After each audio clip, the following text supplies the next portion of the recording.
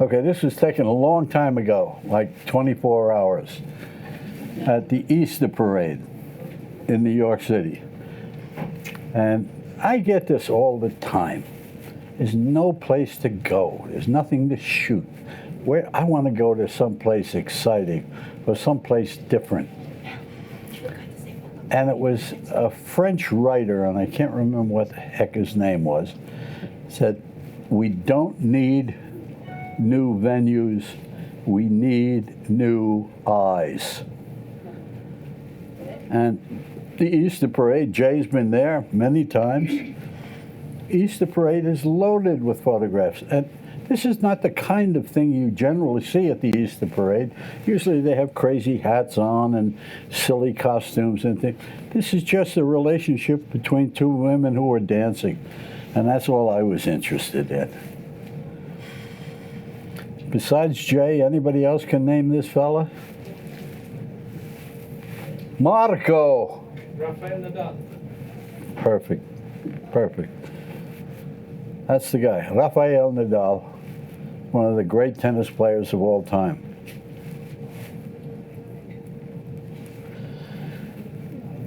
I'm headed for the Easter Parade.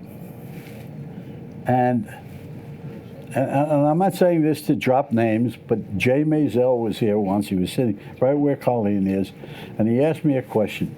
He said, when you walk out of your house, what are you expecting to find? Any idea? What are you expecting to find? Anything. Whatever's there, everything. That's the answer. And here I am, I'm going up to the Easter Parade, and I've got 8,000 images in my head for the last 20 years of shooting this thing, and I passed this situation. That, to me, made a lot of sense. And I mean, photographically made a lot of sense.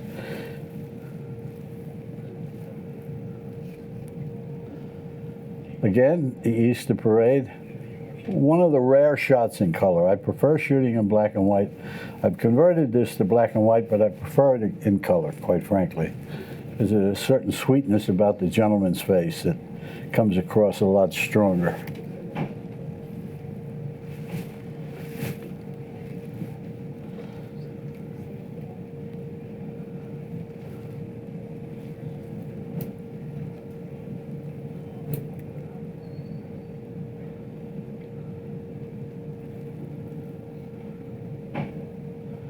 You know, and this is the kind of photograph, you've all seen it, and you have to wait until everything configures, you know, and frames the guy on the floor.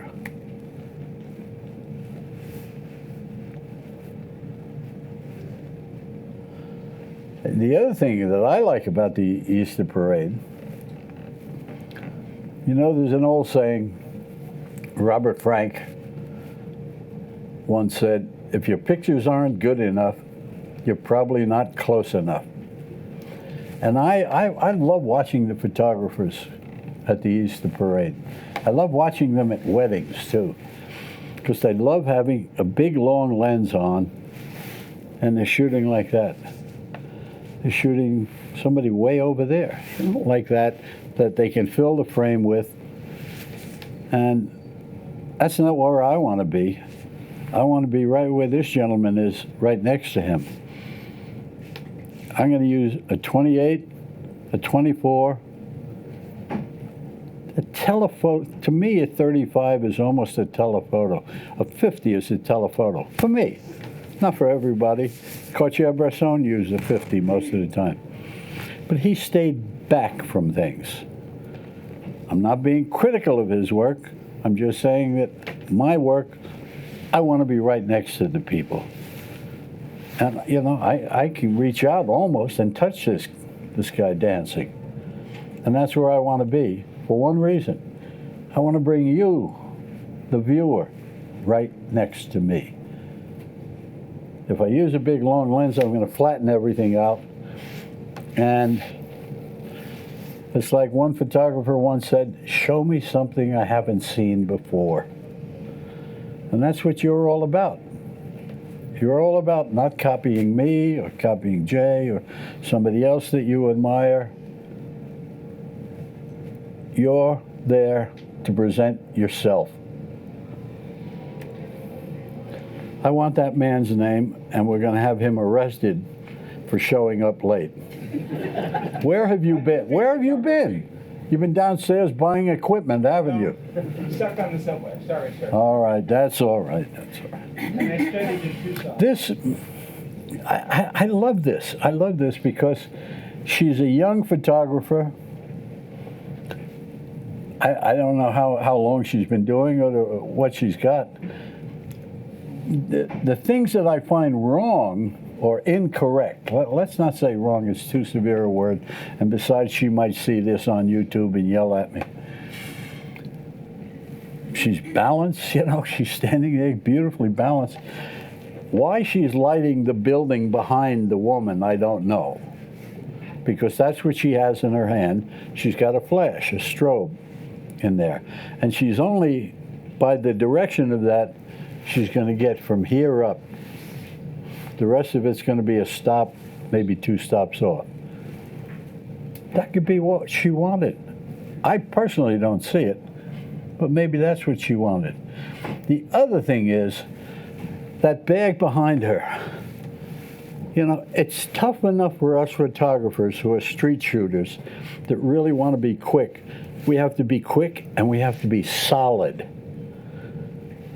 She's going to be like this with that one camera in the front, the other camera in the light in the other hand is out, and then the camera around her waist. She's got a lot of stuff she's carrying, and there's a lot of balance there. Danny, it's about time. Up front, right here, Dan. Get up here. This is one of the great guys in the business, and you're going to want to stop by his shop later because he has something, and I'm not selling it, but he's got something I think is very interesting that he's selling. So, again, maybe I'm wrong about the girl. She may see this later and explain to me what she's doing and send me a great photograph for all I know. But that's not the way I work. I work quickly. I want to get in and get out. And if you go on YouTube and you look for Cartier-Bresson, he's like that. He's like a cat. You know, he's walking, all of a sudden he sees something quickly, click, click, and he moves on. And they all move on. Willie Ronis, French photographer, said something interesting. Even when I go to the grocery store, I carry my camera. So I hope you all take that as a lesson. Carry your cameras wherever you go, even if you're down to this. Because this works. It works for one reason. There must be vision behind it. So carry your camera. That's what you're all about. That's your raison d'etre.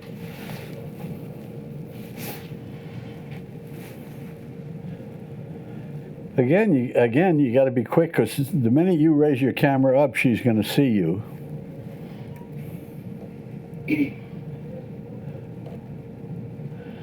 The one thing I don't do, and I don't advise doing it, is I don't label my pictures. I don't caption them. The Daily News does that. Let them do that. That's fine. But if a picture's worth 1,000 words, shut up. And just let it speak to the viewer. Now, I'm not saying it's not going to speak different languages to different people. They're going to see different things in it. You see one thing, I see another thing, you see another thing.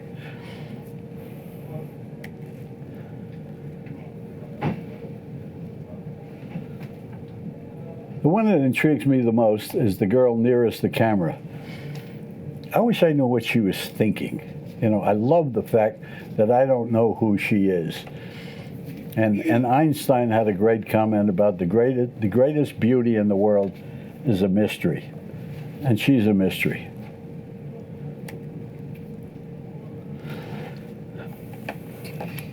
I hate to be critical about these things because that's what this place, B&H, is all about, is selling all this great equipment.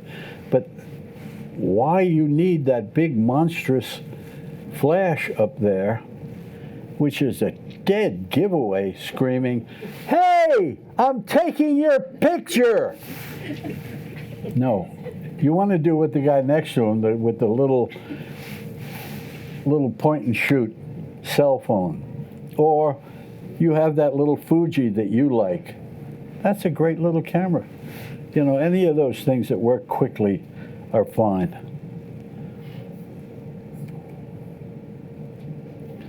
And these are the characters you generally see at the Easter parade. Now, this is not right out of the camera, and I have to give credit to Photoshop, because that building behind her was made in Photoshop. When it came out of the camera, it was lighter than the building next to it, and the picture didn't work. So I had to add to that. You go into Photoshop, you press a few buttons, one of them works, and you'll get it. Again, some of the lovely, wonderful characters that, you know, this is one of the, I mean, you get characters like this down in Jamaica and Antigua and all the West Indians, but nothing like New York. Now, besides Jay, Marco. I never know which one. It's one of the Williams Venus. sisters. Well, you narrowed it down. Who said Venus? Very good, Colleen. Nice. It is indeed Venus. The, Telephoto lens? has to be. Just checking. Matt, you want to get security for Colleen, please? Well, what else? I mean, you know, you're shooting a sport. You got to have a telephoto lens, you know. An 80 to 200 zoom, if you're down in the lower boxes, will suffice. Put an extender on it, and you got a 340. That's a little better. But the big boys and big girls, you know, for 25 years, I walked around with a 600 on one shoulder, a 400 on the other, around my neck, a Leica with a 35 or a 28, preferably a 28. But you're carrying a lot of equipment, a lot of weight, and that's why I walk so funny, is you get all that imbalance. The other thing that I wanted more than anything out of this photograph is we've seen 5,000 forehands and backhands and overheads. I wanted a different perspective. So now, I was telling this to Danny before. A lot of kids come up to me and say, "Can you get me into Giants Stadium? Can you get me into Madison Square Garden? Can you get me into the Jersey Meadowlands Arena?" And my answer to them is, no, you're trying too hard. If you have a friend that knows somebody, then that's another story. But you really don't want to start there if you want to become a sports photographer. It's like anything else. You have to learn what you're doing. So you can shoot Pop Warner League football, Pop Warner League baseball, shoot girls soccer, all kids stuff, high school stuff, even some college stuff like you brought up. And you build up a portfolio. And if you wind up with 25 really dynamic shots, even though the kids are anywhere from 8 to 18, it doesn't matter to who's looking at it. If I were a photo editor, I wouldn't say, "Oh, well, those are young kids you're shooting." No. I'm looking for vision. And that's where you get it. And these younger places. Jay and I, we go up to Randall's Island every Saturday. You got one rugby match at around 9 o'clock, followed by another one, followed by another one, followed by another one. And if you go down to another field, you'll get a bunch of guys playing flag football. You get them playing frisbee, which sounds like a silly wimpy game, but it's a lot of fun, and there's some really good athletes, playing these games, and they're diving for things. So, when a guy is diving, whether he's diving for a football or a basketball or a frisbee, it doesn't make any difference. If you can get that shot, get it. That's what you want, is to get that shot. The other thing they do, if you go up to Gaelic Park, I'm sorry to bring that up, Simon, but if you go up to Gaelic Park, you get Irish football. And that's not the only thing. You get Guinness afterwards. So, but Gaelic Park is wonderful because, and this is why I like these places. The first match will be a rugby match, men's rugby, followed by a women's rugby match, followed by some Gaelic football, men's, women's. And it's a lot of fun. You want to learn to be a sports photographer? Go to Randall's Island or Gaelic Park or any of the local high school kids in your neighborhood. Find out when they're playing. If they're playing it, here's the real challenge. You want to go to a basketball game, high school basketball indoors. Here's the challenge. You're going to be up to anywhere between 6,000 and 8,000 ASA. And many of you may not be used to that. I am. I shoot at 18,000, 16,000 and 20,000 all the time. When the light goes dim and I need the shutter speed, I'll push it up.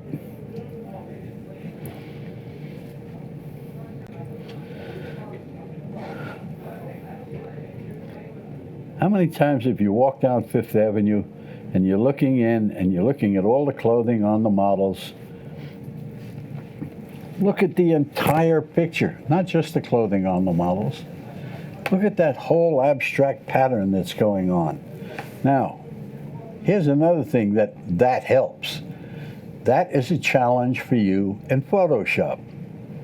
Now you have to take what the camera's giving you, even if you bracket your exposures, and by bracketing your exposures, I mean take one at what the camera says to take it at, then take it at one above that and one below that. So you protect yourself. You have 3 different exposures. But to go in there and to make this an interesting photo, I had to work on those buildings in the back because they were black. And I had to open that up because I wanted to give the photograph more dimension. So Fifth Avenue, any time, is a great time. And the best time is at Christmas time in Saks Fifth Avenue. They have the most inventive, creative, wonderful, artistic shop windows, and it goes all the way around the corner. It's not just on Fifth Avenue, it's on both side streets. So look at all of that stuff. And the other thing you'll get a lot of times, and you say, oh, damn it, I wish all these people weren't around. Don't do that. Sometimes those people really add to the photo. They make it very interesting. I have one photo, and I've shown it before, and I'm tired of showing it again, but there's one model, one of the mannequins is real close to the window and lit very well. And subliminally, in the background, there's a whole line of people waiting for a bus. And it makes so much sense. It's a beautiful photograph. How many hands know Jay Maisel? All right, that's enough. Who cares? I hope Jay's watching this. Anyway, Jay has been my mentor, best friend, creator, teacher for over 40 years.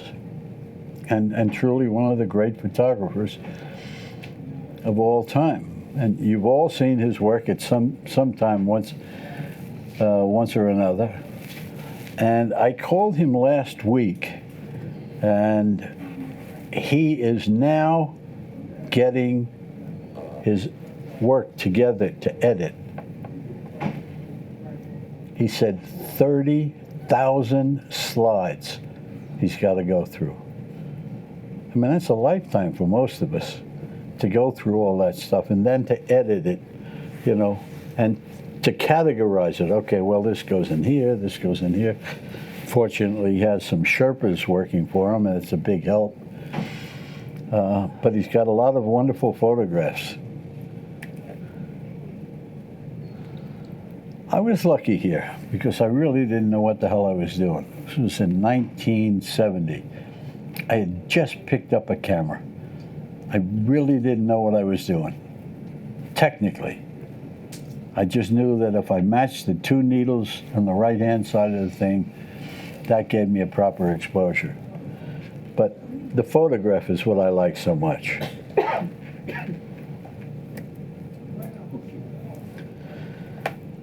You know, Jay's been doing the U.S. Open for years. I've been doing it for over 40 years. And I mean, how many new positions can you find? You know, you really try and find something that somebody else hasn't done. I mean, there are, how many guys? 70 guys, Jay, that are shooting? Something like that.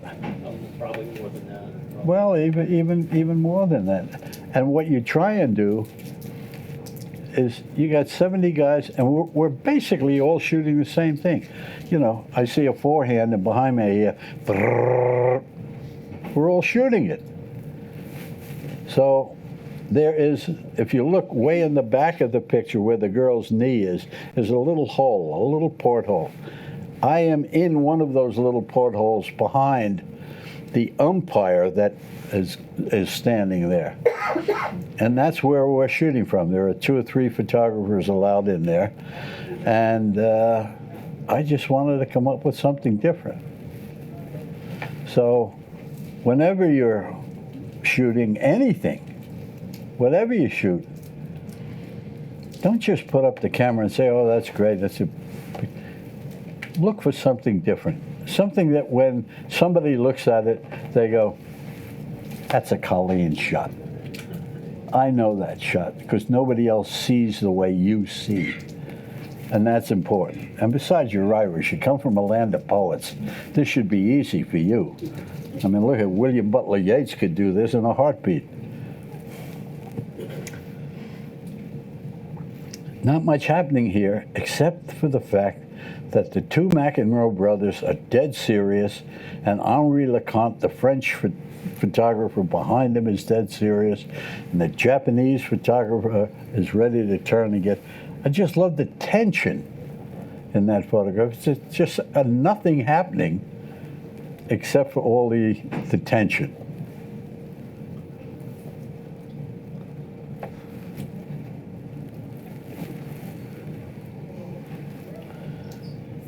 This is New York City, folks. Just walk around. It'll happen if you're ready. But you got to be ready. Same thing here. You know, in a sense,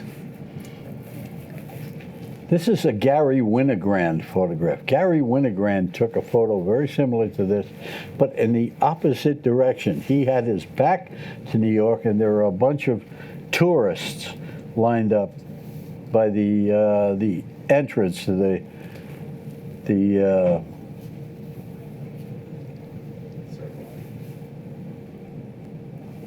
it the circle line?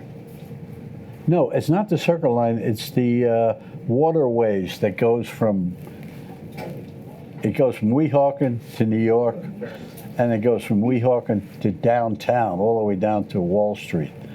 You know, and it depends upon which one you're going to take. And I just saw a bunch of tourists taking their picture, which was fun for me. But I think the most interesting thing about it is that triangle over to the left of them. That's all silver. I've never seen a building like that. That's a brand new building on the west side of Manhattan. And it wasn't done by Donald Trump because this thing has some imagination to it. I'm sorry, I know I brought up. But this is really a very interesting building to look at. I don't know, it attracts the hell out of me. And as you get closer, if there are people around and you combine the two, you know, that's fun. Marco? Roger Federer? We ought to kick him out. He knows what he's talking about. Is he Welsh, guys? Jesus. You know this much, it's not Biagio, because Biagio always misses the goal. Yeah, it's not the fact that Roger Federer is taking off his shirt that, for me, is so interesting. I love the ball boy behind him. You know, he's just ready to get smacked with the sweaty, dirty T-shirt or sweatshirt. Marco, you're never going to get this. I don't even think Jay will get it. Name the two players. This is really a very unique photograph. Who said that? Let me see the head. Get out. Get out. Can't believe that. Nobody ever saw those two play doubles, you know, or mixed doubles, actually. Sorry? Weren't they engaged? They were engaged, and that was probably during that engagement period that they did. But let's face it, the two least likely players to play doubles would be Chris and Jimmy. They're not doubles players. They're baseline players. They're great champions, and they can't take that away from them. But actually, come to think of it, when you watch them, Jimmy was a hell of a doubles player. This is one of our lads downstairs. I'm walking out of the building. The parking lot is across the street. So I turn the street, and there's Hyam. I just grabbed a shot. I don't know if that's his real name, but I just figured it's a generic term there. Ishmael. This is Jay Maisel and his Sherpas. At the photo salon? Say again? At the photo salon. Say that The again. New York photo salon shop. Yeah, exactly. No, I was there. You were there. Yeah. I'd like you and the lady with the Chris Everett get out and take Marco with you. You guys know too much. I'm not a surprise for you guys.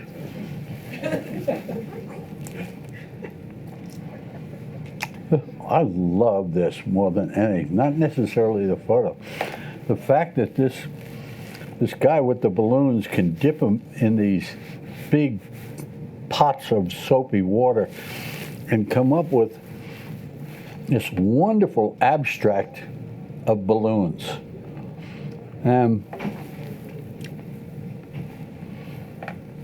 This looks like a pretty civilized audience. That's the wrong thing to be. You want to be crazy. You want to go up to that guy and say, look, do that again, and I'm going underneath, and I'm going to shoot it from underneath. That's where the imagination of photography comes in, is by picking another situation. This is a reasonably, anybody in here could have taken this photograph, waiting for that wonderful little kid to go like that. But to go underneath the photos and shoot in there is great. Yeah, your lens is going to get wet, so bring a towel with you. He's up there all the time in the summer doing that, you know, and you give him a couple of bucks and you say, you know, let me get in there. Don't worry about it. Here's a couple of bucks. And it's fine. That's where the imaginative photographs come in. Now, this is the thrill and delight of being a U.S. Open photographer. Look at them. That's Johnny Chacha, an Italian boy from, I don't think he's from Milan, but he may. And the other guy is Paul Zimmer.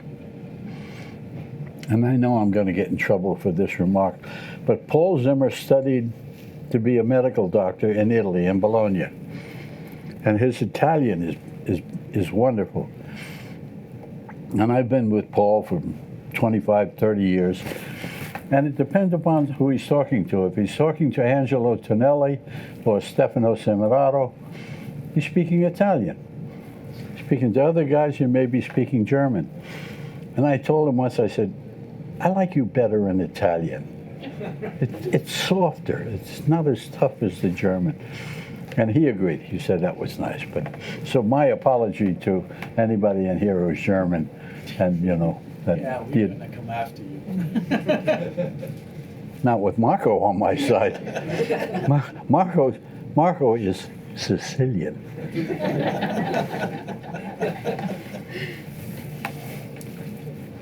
Il lupo di Calatafimi. Anyway, this is what I look for. I look for the relationship of people and what's happening in there. There's a conversation going on, and I'm close, and I'm bringing you, the viewer, into that conversation.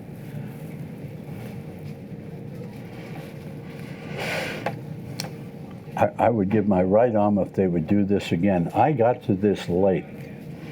In Rockefeller Center about 3 or 4 years ago,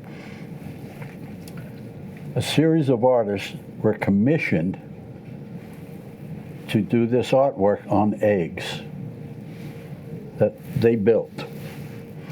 And the eggs were then auctioned off for charity. And a lot of very wealthy people, a lot of actors, a lot of Broadway people were buying up these eggs.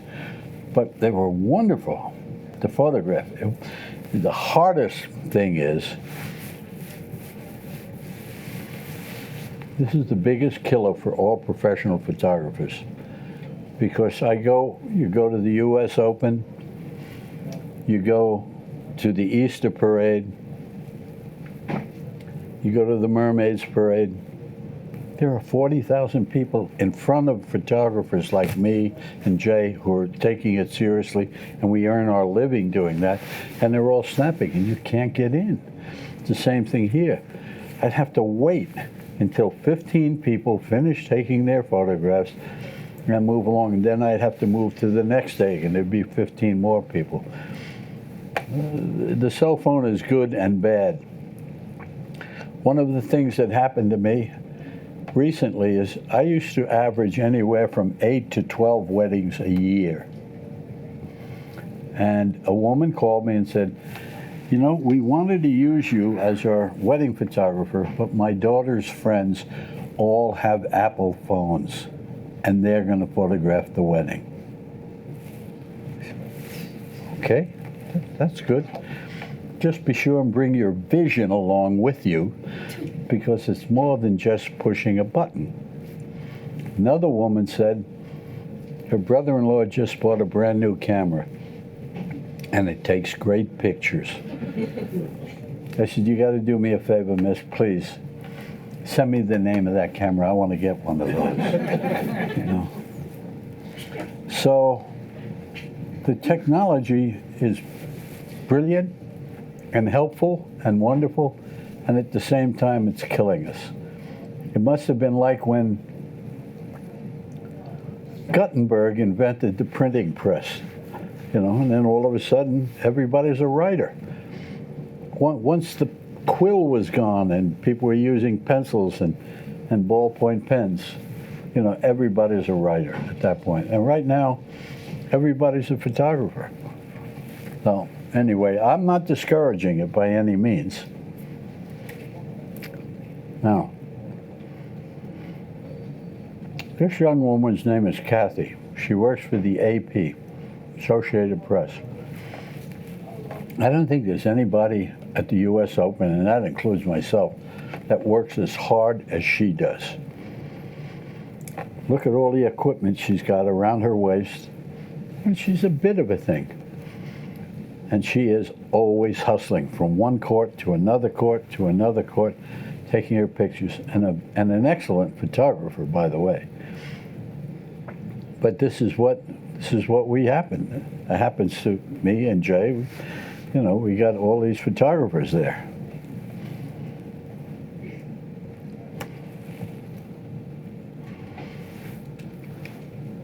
Marco? Marco, if I catch you dozing off, you're in trouble. Sorry, Djokovic. Okay. Who is it? Novak Djokovic. Djokovic. Nole. And? His brother.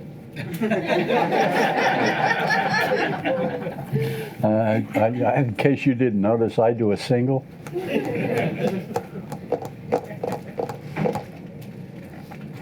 Tell you a quick story. I'm there the week before the matches start. And that's a tip to you. If you want to photograph tennis, go there the week before the US Open starts, and the courts are open, it's free, and you can shoot all you want and make as much noise as you want. Nobody's going to yell at you or say anything. And these two are on center court, which I am privileged to get to because I have a credential. So there are 4 guys working out. One is Goran Ivanisevic, who won Wimbledon, I don't know, 10 years ago, 15 years ago. Novak Djokovic won the US Open. Boris Becker, who's won the US Open. So I've got 3 Grand Slam winners there. I'm saying that's a great photo. That's a photo I want, not because it's a great photograph, but it's a historic photograph. And I've been doing it for 40 years. So I want to collect this as a collector's piece. So I said to Boris, look, when this is finished, let's get a picture of the Grand Slam guys. Okay, wait till it's finished. Great. Practice is finished. I waved to Boris. I said, Boris, don't forget. Great. So they line up. Cilic, the big guy, comes over and he gets in the picture. I got a choice. Do I say, excuse me, if you don't mind, I'm just getting the Grand Slam winners, and I embarrass the poor kid, and he's a kid. Or I shut up. I shut up. I got the 4 of them. And when I show it to people and I go, how many Grand Slam winners when that picture was taken? And everybody says, 4. Because Cilic won the tournament that year. But the picture is a lie because the picture says, when was this, how many Grand Slam winners were there when this picture was taken? It was taken during practice, so he couldn't have won the tournament then. So that's my claim to fame. I've got this great photograph with 3.5 Grand Slam winners. But the thing I like about this more than anything is it really has nothing to do with tennis. There's this conversation going on between the young pro and the old pro, and he's giving him some advice. New York City. If you can do this, and this is what I find the hardest thing to do, is in a rectangle like that, if I give you a blank piece of paper and I say, fill it up with something interesting, that is a challenge. This is the challenge for me, is to fill up that rectangle with something interesting. And there's a lot going on.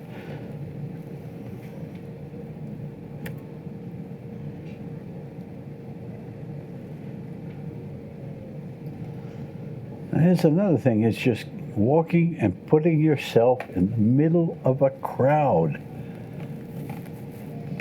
and taking an interesting picture. Saying, what the heck is that woman staring at? Is she afraid of something? It asks more questions than it answers.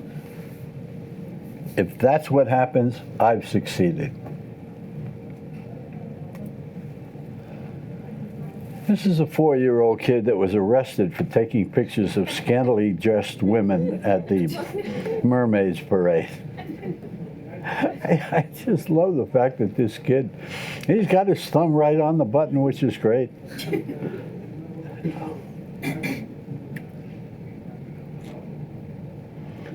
I'm a sucker for these things. But you know, the other thing is, I love the fact that the picture dates itself because it's got this old television aerial there.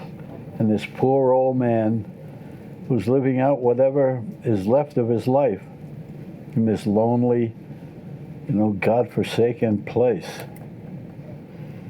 Now you see the difference between California and New York. This is California. Now, I worked for Sports Illustrated. I did a lot of sports for Newsweek. And we're trained as sports photographers. We've got big lenses. Get big, long lenses. I do just the opposite. With these things, I go right under the basket. The basket, I'm leaning up against the pole, and that's the out of bounds lines right there. And that's where I want to be. I want to be as close as I can. There are times I just stick out my camera because the depth of field is so great, and I just, you know, nail something. But there's, you know, there's so much action going on there. All the hands and the two guys in the background that are studying, waiting for the rebound. Sorry. Sorry, Matt, I'm trying. It won't stay.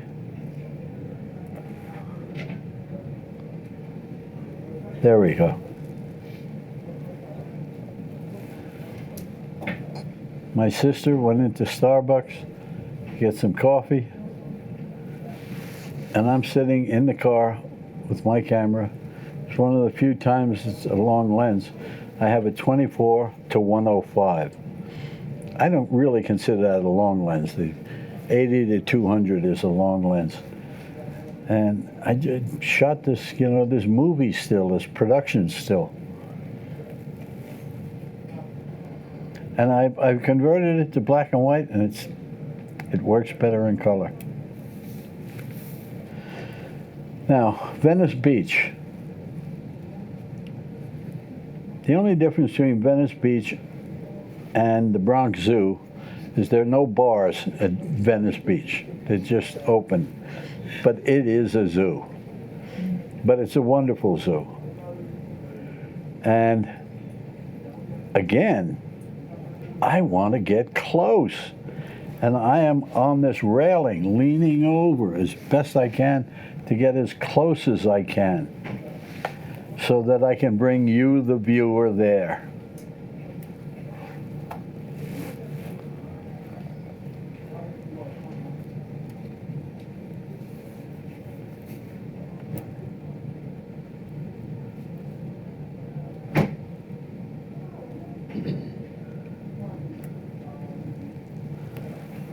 This is at a beach called San Onofre.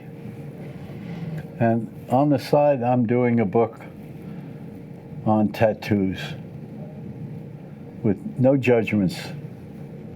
I just look at them and I don't say, oh God, how can you do that? Why do you do that? You know, that's not our job. Our job is to record, not to make judgments about people and how they live their lives. I mean, you can do that, but I don't think it's going to make any sense.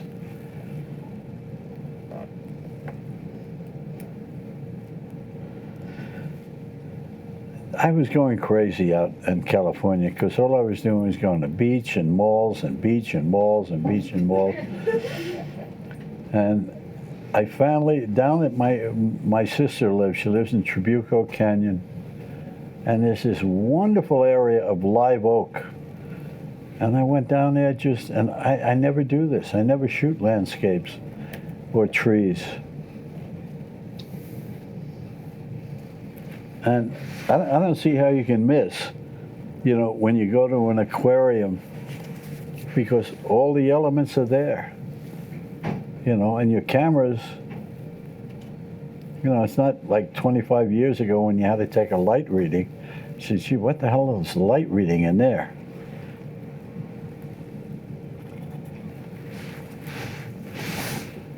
Here's the Brendan being one of your people.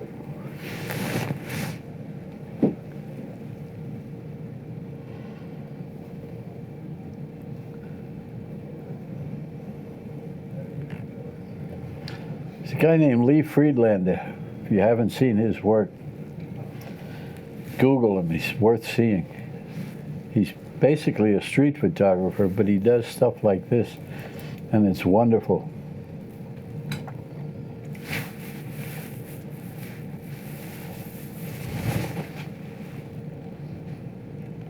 That's the camera that did that. And you dial it. My son showed me this. I don't know much about these things. There's a little arrow thing. You just turn it, and it zooms in. And you get this wonderful depth of field. But here's where I think I may have an advantage over some of you, is I spent 30 years in the darkroom. So I know what makes a good print. You know, Jay does that too because he did. And we know what tonality is all about. And before I went into the darkroom, I used to bring my work to a guy named Mike Schifrin, who, to my opinion, to this day, is the greatest printer I've ever seen.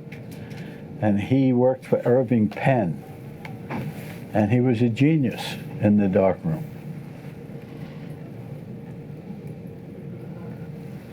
That's a cell phone. Well, where else can you get that wonderful painterly effect? In a car, shooting through this the window.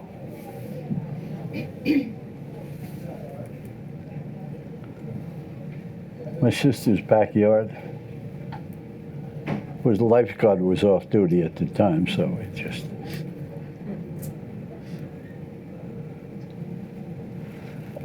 And you know, to some of the people that say, "Oh God, everything it's so boring. There's nothing to shoot."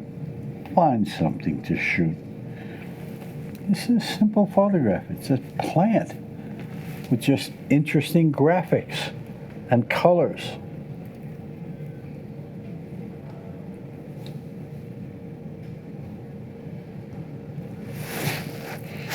Here's a key here is really paying attention. Is I waited, that one kid had his arm out, and I'm waiting for something to happen in there. And sure enough, this kid came flying up the ramp, and he fit right in that spot. So, I mean, otherwise it's just a guy, you know, going like that.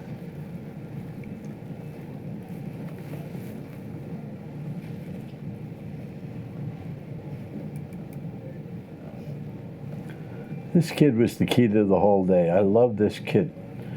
He had elbow pads, knee pads on, a helmet, hand coverings, and he was deadly serious about it. I loved him being out there. And I love the guy's expression on the right. You know, that's the key to these photographs. You know, if he had a different expression, the photograph isn't there. Same thing there. I mean, if I can't get any closer, there was a remark. God, I've said this in so many of these talks. Groucho Marx is dancing with this woman, and she says, "Hold me closer." He pulls her in closer. He goes, "Hold me closer." Pulls her. Goes closer. Pulls her. He goes, "If I was any closer to you, I'd be in back of you." And it's the same thing here. I knew if this kid just took a 3-inch step toward me, I was out of focus. So it lucked out.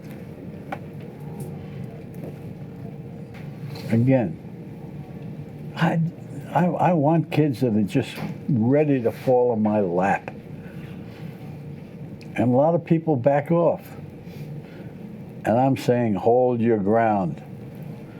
And that's part of, if you have to read your manual You know, when you buy a Nikon or a Canon or a Pentax or a Leica, it says, if something's coming at you at 30 miles an hour, hold your ground. That's where the photo is. Yeah, so you get hit, but hell, I mean, that's part of the job description.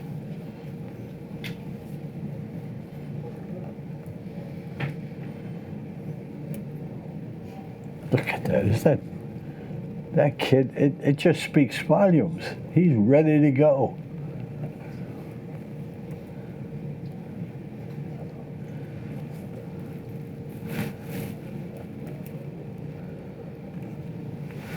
This was in my sister's house. The housekeeper left the blinds open, which she never, ever does. For some reason, she neglected to close them. So as I was going up the stairs, I'm looking at something I hadn't seen before. I've never seen this before. I said, oh, that's wonderful. I didn't look around for my big boy camera. I took out my cell phone and took it with a cell phone.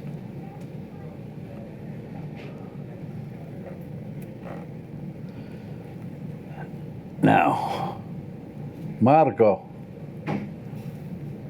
this is Grandpa Girardi. And let me tell you something, a little about Grandpa Girardi. He's my maternal great-grandfather. And my father was born in Sicily, and all his brothers and sisters were born in Sicily. And one day, my Uncle Jimmy, and Jimmy in Italian is Giacomo, same as my last name. Giacomo says to me, Grandpa Girardi hated Sicilians. This is not political, by the way, man. This is just a true story about Grandpa Girardi hated Sicilians. I said, oh, is that a fact? He said, your mother married a Sicilian. Uncle Joe married a Sicilian. Aunt Julia married a Sicilian. And I looked at him and I said, the point is, if Grandpa Girardi was alive today, he'd die. What? That's some kind of Sicilian logic? I'll never forget that. And that is the standing joke at every dinner in our house. We bring up Grandpa Girardi. Now, looking at this photograph, 9 out of 10 times you're going to walk past this damn thing. I'm fascinated by the light, the poles of light, and the chair, the way it's designed there, and the little statue on there. All part of the whole thing. It's the same thing when you see reflections in Fifth Avenue. Look at the entire picture, not just the mannequins. There's a building behind it with something written on it. Or, and this only happens in New York, I haven't seen it in other cities, there are times of day and seasons that you walk down the street and you look across the street and you go, holy mackerel, the whole thing is golden. That's because the building, the sun's going down in Jersey, it's hitting the building that is all gold. It's a bronze gold. And it's reflecting across the street on black and white buildings and the mannequins that are in the window. It's a great photograph. So pay attention in New York. That's what this city is all about, is paying attention. And even when you're in somebody's house and you see a picture and you look at it and you go, look at that reflection, it's ruining the picture. No, it's not. It's not ruining the picture because you haven't taken a picture of it. Take a picture of it and see if it works. It may not work, but here I think it works. That's my rotten kid. Excuse me, Anthony, I'm sorry, I had to bring that up. We're at a Korean restaurant where they cook everything in front of you on a little heated stove there. And this is rare when it happens to me. I overexposed this photo, and I couldn't bring it down sufficiently enough. And then finally I got it to a point where I softened it instead, and it made the photo. But my son, he's a nice Italian boy, and he reads a Korean menu. Don't ask me how these kids, you learn this in NYU. You go to NYU, you learn Korean.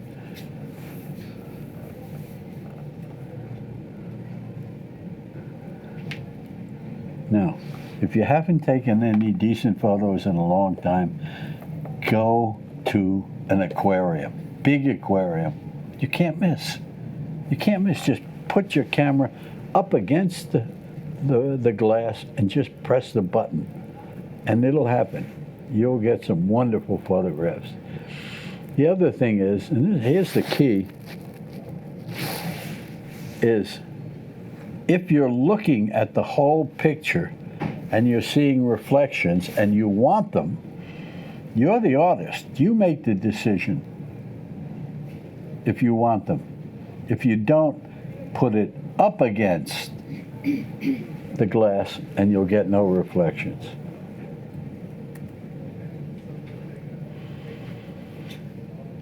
Again, this is Laguna Beach, which is a wonderful beach. And the guys let me stand right next to the post. And again, the pictures are very physical. It's as if you were the referee and you're walking around and you're getting these photographs.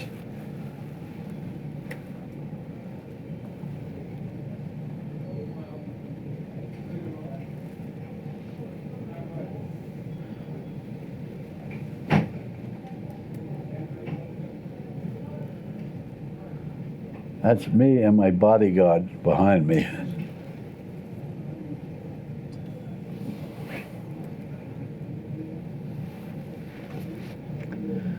I was bored. I went to an Italian restaurant to pick up some linguine and white clam sauce. And look at Marco, got all excited just then. I noticed that he lit up. And there was this wonderful lake there. And it had all these beautiful reflections. This is my sister's, her office. She has lizards climbing up in the back. And she's got these silly balloons up there or something like that. And I thought it made an interesting picture. It may be boring the tears out of you, I'm sorry, but. And you can see I'm very bashful with people, and I just walk up and I don't understand a word they're saying. They're all speaking Spanish, and I'm speaking Italian, hopefully. You know, I'm getting along with them. But they couldn't be nicer. This is Huntington Beach.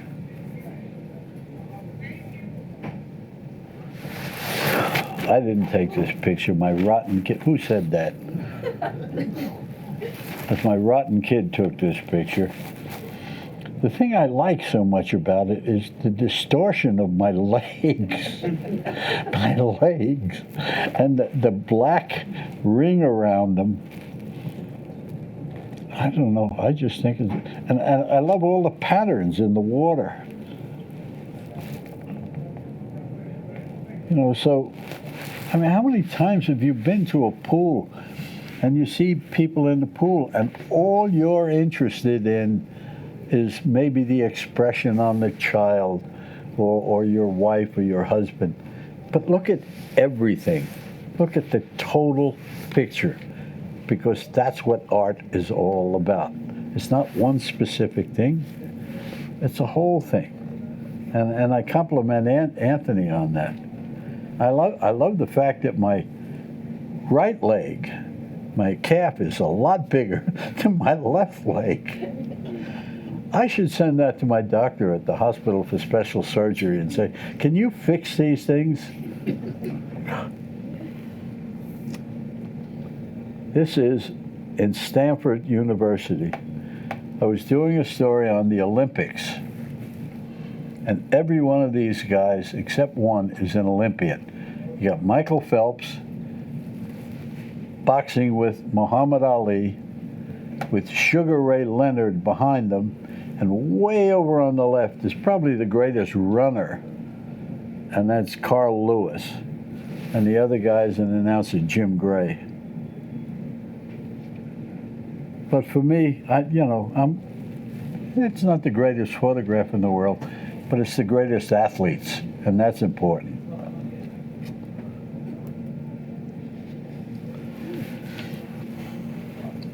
Don't you wish at times you were an artist and you had a pen and you could do that? I wish I could, but I have to do it with a camera, so that will have to suffice. But that's what happens when you go in and you see these jellyfish and you move in and out. And the one thing I found, I was better off with, I normally don't use a zoom, but in order to recompose things that you can't, you got people on either side of you, you can't move, you can do it with the zoom. Anybody ever seen a basketball picture like that? I don't see any hands up.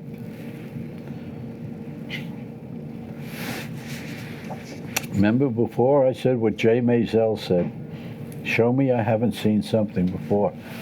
I've never seen that before, even from me, and I've been shooting, local basketball for a long time. I just got down real low, and I waited, I took maybe 30, 40 shots, and none of them worked. One of them worked. That's all I want.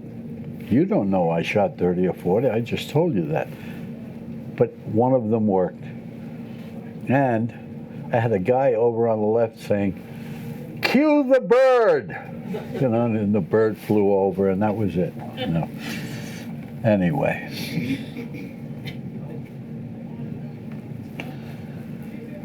In the car with a cell phone,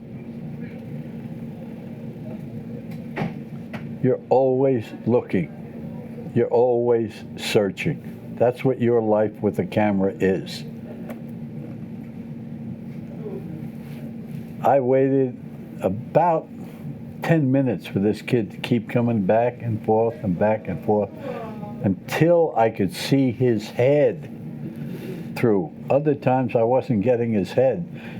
I'm getting a nice shot, but that's an action shot I think anybody can take. The fact that his head is there is key for me. And that's that same little boy. He made a little spill. And this gets, you all know what a Rorschach test is, right? If you don't, leave the room, please. I only want intelligent people in.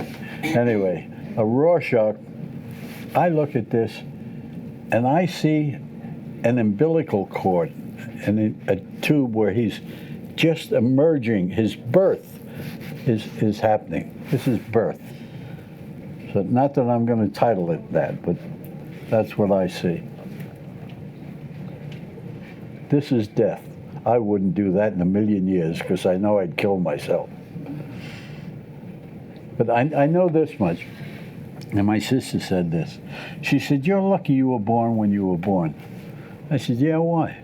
She said, you would have been doing that at age 3 and you'd be dead.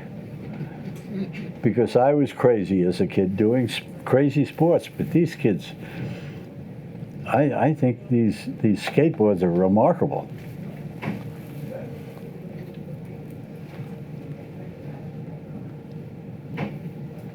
Now there's a kid who takes it seriously. He's working on his computer right on the stairs in my sister's house. And another thing, I don't know about you guys, and this is why you got to make that picture. and put it up on the wall, because I love the fact that in my sister's house, wherever I walk, there are photographs.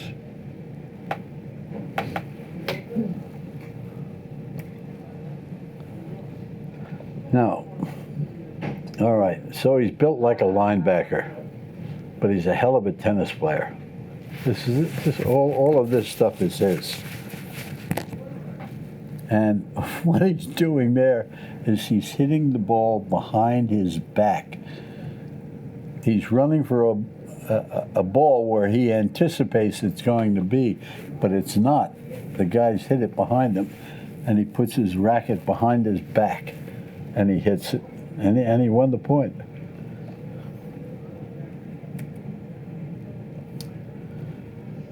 A friend of mine has a lagoon. He lives on a lagoon. Get in here. Come on. This is Brandon Remler. He works for Fuji, and boy, he knows more stuff. Anyway, this friend of mine lives on Huntington Beach, and he took us out for a little boat ride. And my son said, "Oh my God, look at that!" And he pointed down, and there were 3 stingrays. I said, "Do you swim in here?" He says, "Yeah, all the time." I said, "Whoa, wow." But in fairness, they were this big. I cropped that. Now, and this is why I pushed the hell out of my film on my camera. I don't know about the other camera, but I know this. The Canon 5D Mark III, I go up to 10,000 ASA easily, and I can get that picture. I have other cameras, like the Mark IV, only goes up to 6,400. It won't go up to 10,000 and hold. So, anyway, I hope Canon's not listening to this. Conversations.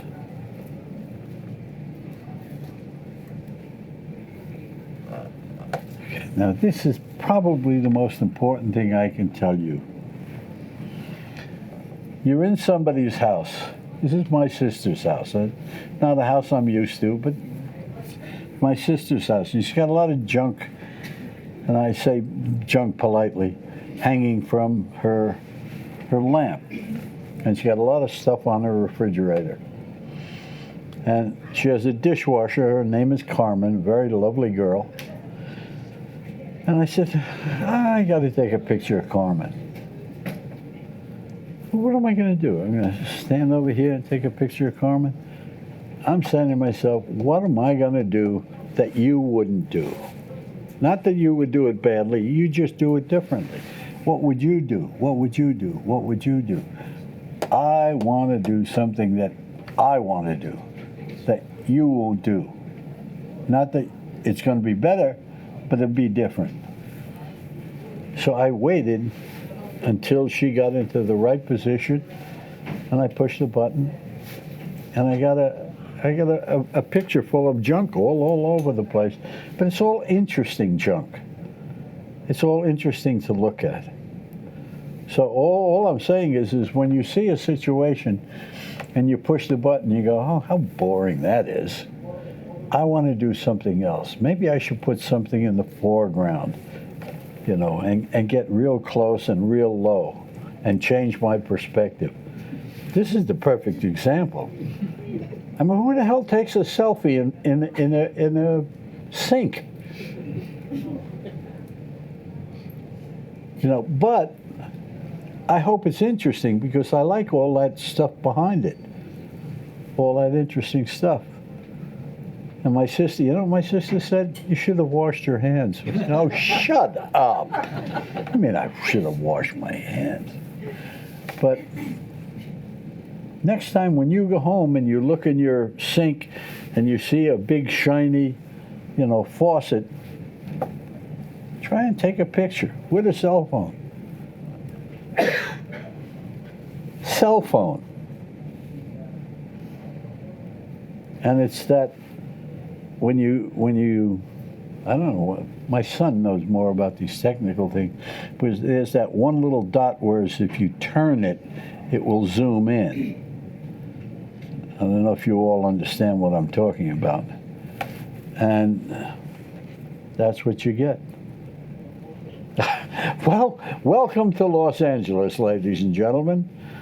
This makes the LIE look like the Indy 500. This is unbelievable, this traffic out there. Again, I'm sitting at home, I'm bored, I'm watching television, there's nothing else to do, and it was raining, so I went outside and took a picture of a rose with the cell phone. So all I'm saying to you is challenge yourself.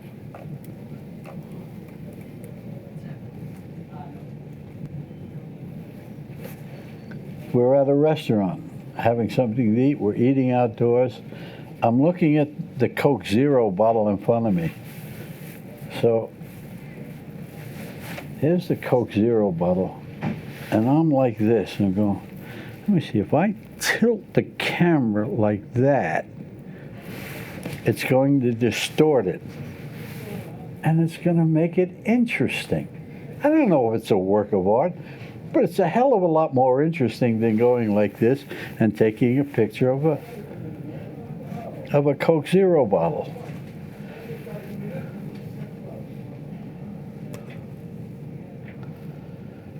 A backlit statue, but it's all that cubism behind it that fascinates me as well. Cell phone.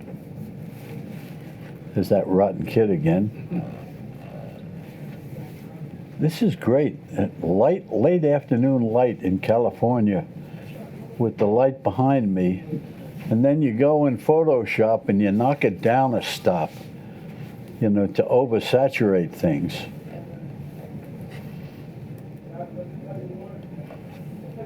I'm ready to open the car door, and I go, wow.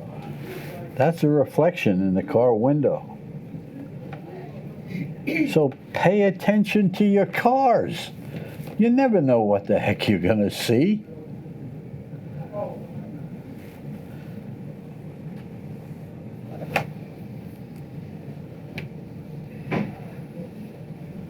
There you go. Unfortunately, he climbed over the wall, and Trump never saw him. No, poor guy. And that's his family. They all climbed over the wall. That's the great thing about California is you walk up to your car and you go, oh my God. God's painting on your car. Uh-oh. Uh-oh, I'm in trouble now. But the important thing is the picture up above the television screen is a photograph by Andre Cortez. I don't know if you know who Andre Cortez is. That photograph, and I'm not telling you where my sister lives because I know you're a bunch of thieves. That photograph is probably about $8,000. It's an original Cortez and it's signed. It's called Martinique.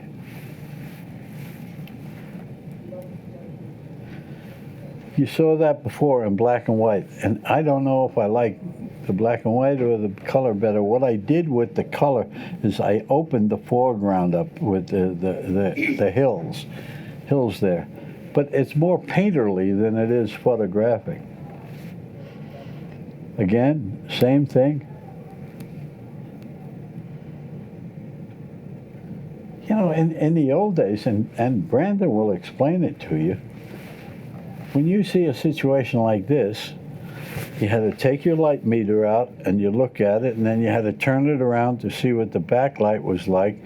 And you go, okay, and then, okay, should I shoot this with Kodachrome? Should I shoot it with Ektachrome? Should I shoot it with Agva? Should I shoot it with Ilford? Should I shoot it in black and white? You had a million questions. Today, you don't have those questions. They're all in your little camera.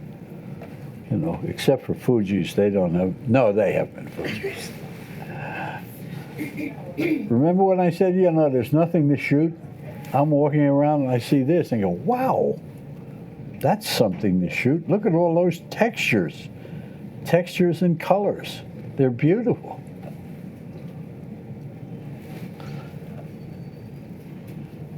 Something simple, something quiet.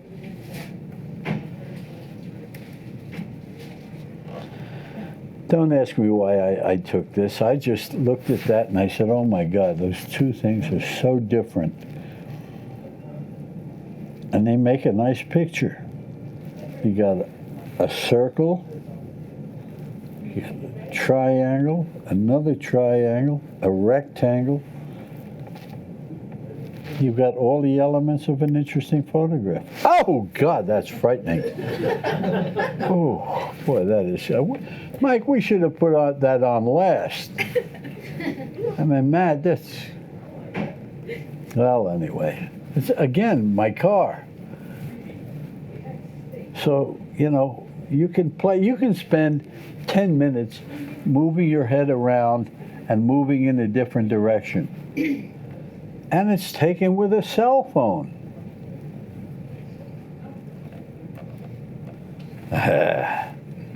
Hey, Marco. Pay attention, Marco. I saw pizza. That's it. Screaming Sicilian. I almost collapsed when I saw that.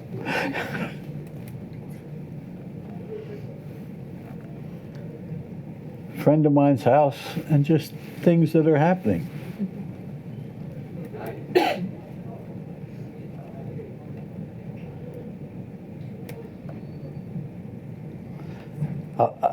I'll tell you what. I'll tell you how good I am. I took that picture of myself. I pressed the button. I ran around, and then took the picture of myself. Now that, you know, you're not going to find many photographers that are that 1/25th of a second. Nothing. Again, with the cell phone. If you're familiar with Imogene Cunningham, she did beautiful work with calla lilies, you know, with a 4x5 camera, big camera. But compositionally, they're the same as this. Texturally, and the tones.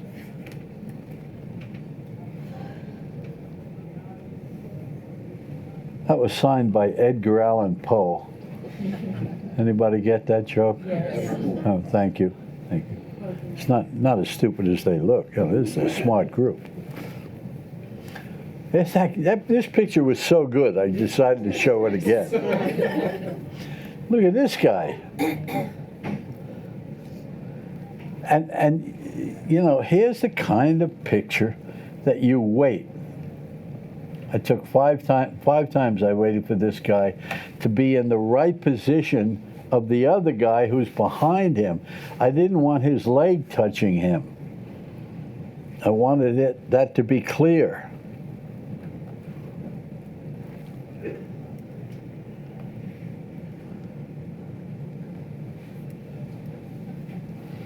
And I love the little man growing out of his calf there, you know? Only in California can you do that. Look at that kid. Is that kid a sweetheart?